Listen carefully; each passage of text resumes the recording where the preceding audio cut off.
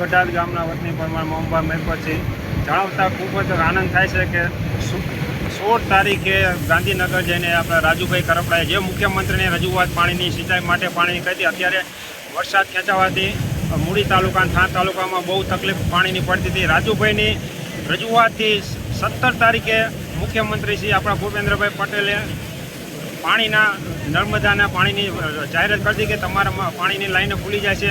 અને આજે જોઈ શકો છો, આજે રાજુભાઈ કરપડાના હસ્તે મૂળી તાલુકામાં જે રામપડા ગામમાં જે વાલ છે એ વાલ અત્યારે ખોલવામાં આવ્યો છે.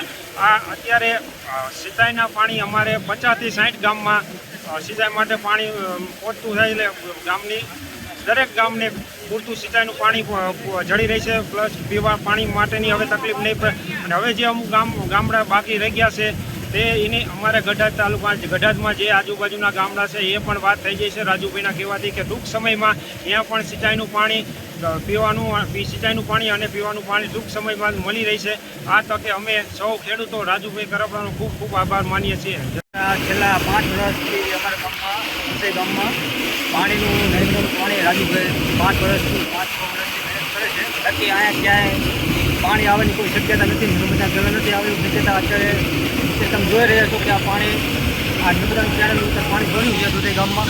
સીધા ટીકર દુધઈ કિશનગઢ છટલા તરત 5 ગામને તરત એમને લાભ મળશે. અને છેલ્લા 5 વર્ષથી અમારા ગામમાં રાજુભાઈની મહેનત સારી છે એટલે એમના હિસાબથી જ આ પાણી આવે છે. બાકી અત્યાર સુધી ત્યારે કોઈ પાણી અમે જોયું નથી. આ નર્મદાના જ્યારે વાલ હતા વાલ મૂકેલા છે છતાં પાણી આવ્યું નથી. પણ 5 વર્ષથી રાજુભાઈ ખૂબ મહેનત અને એમને કોલેજથી પાણી.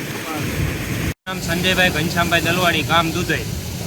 અત્યારે હાલમાં આપણે મૂળી તાલુકો, થાન તાલુકો અને ચોટીલા તાલુકો 3 તાલુકામાં વરસાદ અતિશય ખેંચાવાના કારણે બહુ વરસાદ આવ્યો નથી. હજી વરસાદ તો એમ કહે છે કે હજી તો બળો 25 તારીખ પછી આવશે. અત્યારે હાલમાં વાવેતરમાં મગફળી, કપાસ અત્યારે ખેડૂતે વાવેતર કર્યા છે કંઈક નથી કર્યા પાણી ન હોવાના કારણે. અત્યારે આપણે રાજુભાઈના હસ્તકે નર્મદાના નીર અત્યારે ખોલવામાં આવ્યા છે. અત્યારે ખેડૂતને ખુશીનો માહોલ એટલો છે. બરાબર, તમે જોઈ શકો છો, બધી ચારે બાજુ તમે જોઈ જુઓ, અત્યારે એટલો ખુશીનો માહોલ છે. કેટલા ગામોને ફાયદો થશે? અત્યારે મિનિમમ આમ ગણતરી કરો તો 50 થી 60 ગામોને અત્યારે લાભ મળવા પાત્ર છે. જો નર્મદાના નીર ન હોય તો ખેડૂત અત્યારે ટકી શકે એવું જ નથી. બરાબર, આભાર.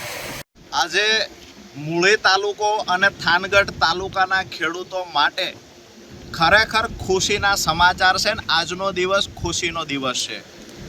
હાલ ચોમાસું મોડું થવાના કારણે વરસાદ ખેંચાયો. અનેક ખેડૂતોની રજૂઆત હતી કે જળાશયો ખાલી થઈ ગયા છે. ખેડૂતોને સમયસર વાવણી કરવા માટે સિંચાઈના પાણીની જરૂર હતી.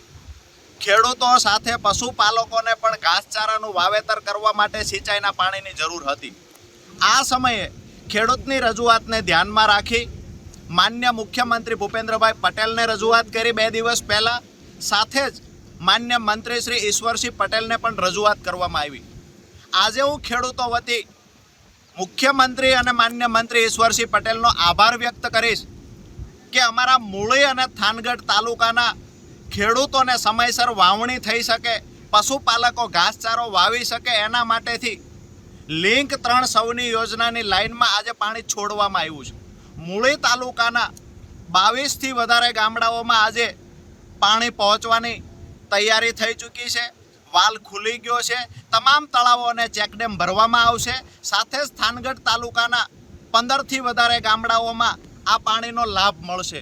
એટલે કે અમારા વિસ્તારમાં હજારો હેક્ટર જમીનમાં સમયસર વાવણી થઈ શકશે. પશુપાલકો સમયસર પોતાના ઘાસચારો વાવીને પશુપાલકોનું ગુજરાન ચલાવી શકશે.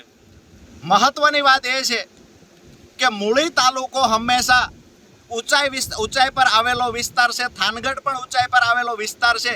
પણ આજે ખેડૂતો વતી સરકારનો આભાર માનીએ છીએ કે અમારા વિસ્તારમાં પણ જે સ્થળાંતર થઈ રહ્યું હતું એ સ્થળાંતર અટકાય અને જે ખેડૂતો ગામ મૂકીને ખેતી મૂકીને જતા રહ્યા છે ખેડૂતો ફરી વખત ખેતી કરવા આવે, ખેતી નફામાં થાય અને ખેતીમાં ઉત્પાદન વધે એ માટે સરકારશ્રી દ્વારા જે ખેડૂતો માટે નિર્ણય લેવામાં આવ્યો છે એને આવકારીએ છીએ અને સરકારનો આભાર માનીએ છીએ. ખાતરી પણ આપવામાં આવી છે કે આગામી દિવસોમાં જે ગામડાઓમાં સિંચાઈનું પાણી નથી પહોંચ્યું ત્યાં સિંચાઈનું પાણી પહોંચાડવા માટે સરકાર કટિબદ્ધ છે અને આવનાર દિવસોમાં મૂળી તાલુકાના તમામ ગામ, થાનગઢના, સાયલા અને ચોટીલાના તમામ ગામડાઓમાં સિંચાઈનું પાણી પહોંચાડવાની વ્યવસ્થા થઈ રહી છે. આ તકે ખેડૂતો વતી ફરી વખત સરકારનો હૃદયથી આભાર વ્યક્ત કરું છું.